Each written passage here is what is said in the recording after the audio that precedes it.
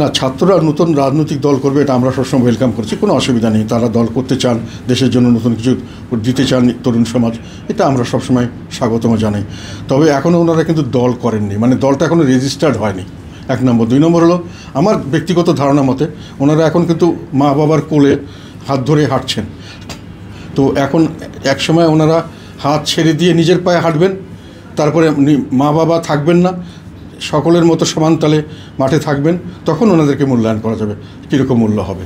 এখন কিন্তু মূল্যায়নটা এখন হাত ধরে বাবা মার, মানে যেটা বলি আমি, প্রভাবশালী বা ধনী এই ধরনের ব্যক্তি, তার বাবা মা তাদের হাত ধরে ওনারা হাঁটছেন। হাত ছেড়ে দিতে হবে, নিজের পায়ে হাঁটতে হবে, তারপরে ওনাদের আশীর্বাদ পিছন থেকে চলে যাবে কোনো সময়, তখন ওনারা সত্যিকার অর্থে রাজনৈতিক দল হিসেবে তাদের মূল্যায়নের সময় আসবে। স্যার, রাজনৈতিক দল মানে স্বচ্ছতা, তাদের কি স্বচ্ছতা আছে? এই যে 150-200 কোটি টাকা খরচ করছে, অনেক কথা বলছে, বসুন্ধরা তাদেরকে অর্থায়ন করছে, এত বড় ইফতার পার্টি, কোটি কোটি টাকা খরচ, মানে what was the funding behind them? এটাতে অনেক জায়গায় অনেকেই বলছেন, কাজে এটা নতুন কথা বলার কিছু নেই। এগুলো আমাদেরকে কিন্তু সব পয়সার হিসাব রাখতে হয়। আমরা যেহেতু রেজিস্টার্ড পার্টি, আমরা যখন পার্টি দিই, সেই পার্টিতে কত খরচ হলো, সের ফান্ডিং কোত্থেকে এসছে, এগুলো কিন্তু আমরা জমা দিতে হয় ইলেকশন কমিশনে। কাজে ওনারা অবশ্যই এখন রেজিস্টার্ড করেননি, তথাপিও ওনারা যেহেতু একটা নতুন কিছু দিবেন বলে মানুষের প্রত্যাশা সৃষ্টি করেছেন, আমি এটাতে নতুনত্ব দেখছি না। বিশেষ করে বরং নতুনত্ব তো দেখছি না, বরং যতটুকু আছে এখন ওটার চেয়ে ওইটা আমি মনে করি একটু পশ্চাৎগামী ব্যবস্থা হয়ে গেছে।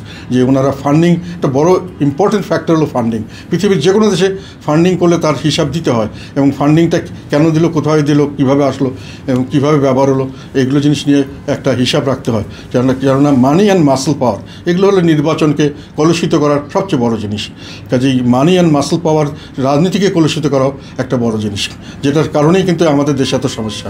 কাজেই এটা শুরুতেই ওনাদের এই একটা জিনিস আমার মনে হয় সারা দেশের জনগণের কাছে একটা ধাক্কা লেগেছে। এটা নতুনত্ব নয়, বা খারাপের দিকে নতুনত্ব বলা যায় কিছুটা। স্যার, আপনি কি মনে করেন এনসিপি নতুন যে রাজনৈতিক দল গঠন করেছেন, পার্টির সুবিধা পাচ্ছে বা রাষ্ট্রযন্ত্র ব্যবহার করে সেই সুবিধাটা পাচ্ছে? আমি তো খবরের যা দেখছি বিভিন্ন জায়গায়, এটা তো খুব অবভিয়াস যে তারা সুবিধা পাচ্ছে এবং নিচ্ছে, তো অবভিয়াস।